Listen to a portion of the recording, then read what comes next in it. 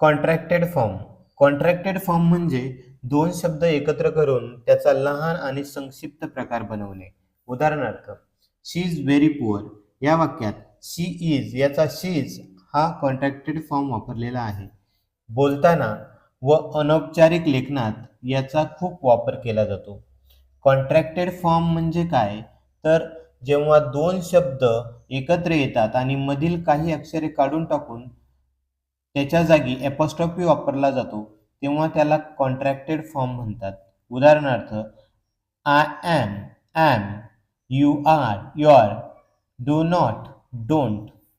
ज्या ठिकाणी अक्षर काढले जाते तिथे ॲपॉस्ट्रॉफी वापरला जातो. उदाहरणार्थ, आय ॲम, ॲम करताना ए काढले आहे तर त्याच्या जागी ॲपॉस्ट्रॉफी वापरलेला आहे.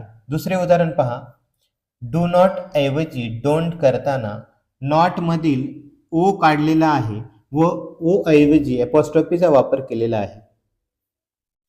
पुढे बघा, एम इज आर यांचे जर कॉन्ट्रॅक्टेड फॉर्म आपल्याला बनवायचे असतील तर आय एमचा एम, यू आरचा युअर, ही इजचा his, she is she's, it is it's, we are we're, they are they're, that is that's, there is there is, here is hers, what is what's, who is whose, where is where's, when is when's, why is why's, how is how's.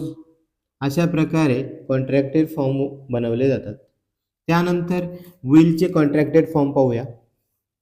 I will I'll, you will, he will he'll, she will she'll, it will it'll, we will, they will they'll, that will that'll, this will this'll, who will who'll.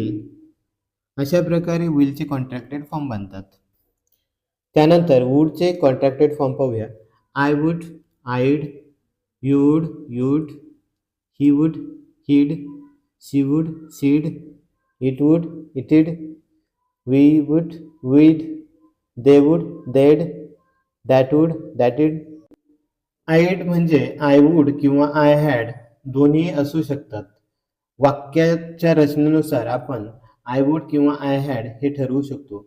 त्यानंतर have, has आणि had पासून बनणारे contracted form पाहूया.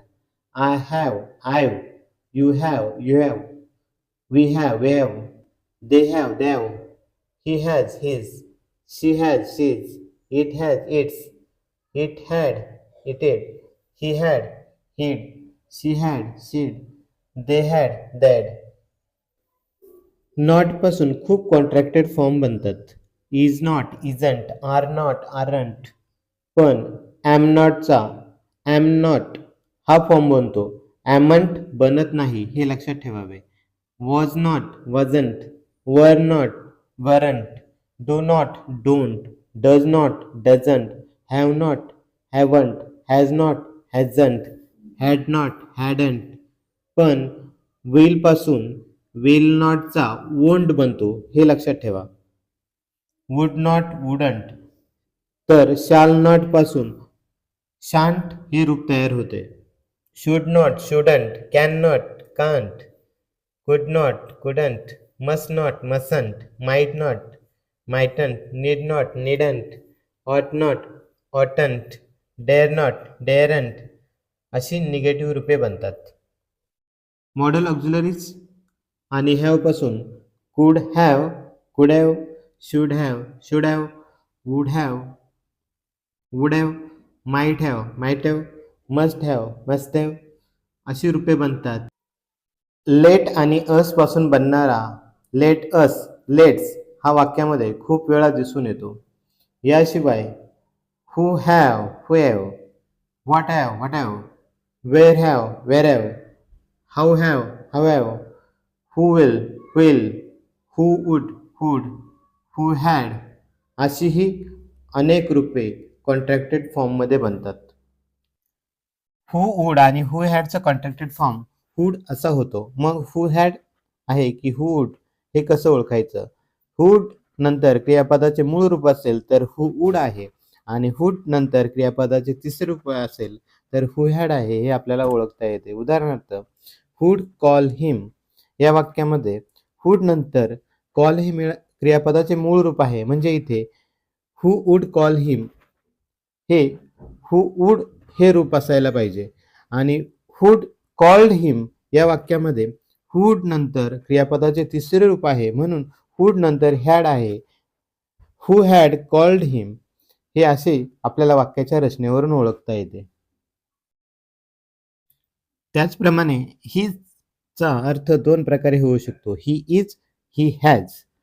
उदाहरणार्थ he is happy म्हणजेच he is happy आणि he is finished his work म्हणजे he has finished his work. याही वाक्यांमध्ये वाक्याच्या रचनेवरून आपल्याला ही इज आहे किंवा ही हॅज हे आपल्याला ओळखता येते.